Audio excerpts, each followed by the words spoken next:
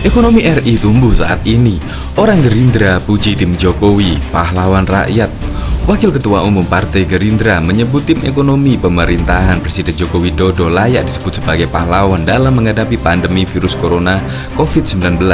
Menurutnya, meski banyak kalangan yang mencibir kinerja tim ekonomi Presiden Jokowi, fakta bahwa pertumbuhan ekonomi 2,9% di tengah krisis COVID-19 adalah keberhasilan yang tidak boleh dikesampingkan.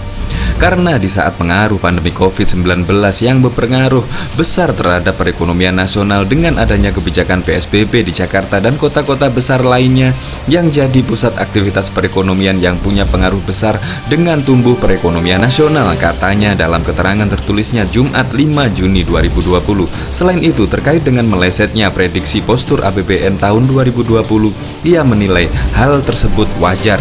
Pasalnya, dengan melesetnya target ekonomi sebuah negara menimpa hampir seluruh negara di dunia akibat dari dampak virus corona. Tim ekonomi negara manapun dan lembaga ekonomi internasional juga tidak akan ada yang sanggup memproyeksikan besaran anggaran negara mereka dengan tepat. Hari ini dunia akibat COVID-19 khususnya masalah perekonomian masuk dalam era ketidakpastian global. Pemerintah melalui Kementerian Keuangan telah memaparkan ruang defisit APBN baru. Diperkirakan defisit APBN imbas adanya pandemi COVID berada di angka 5,67% terhadap produk domestik bruto PDB senilai 852,9 triliun.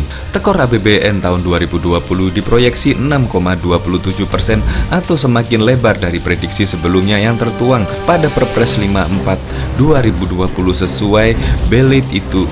Pemerintah menyebut defisit APBN sebesar 5,07% terhadap PDB atau setara 852,9 triliun. Proyeksi bisa tepat jika semua negara dunia sepakat untuk masuk dalam tatanan kegiatan new normal, pungkasnya.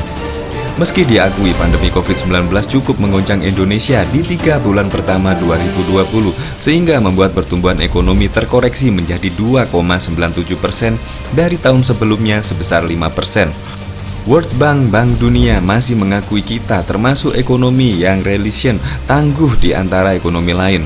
Katanya saat memberikan kuliah umum virtual yang dipantau di Jakarta Jumat 5 Juni, seperti dilansir dari Antara.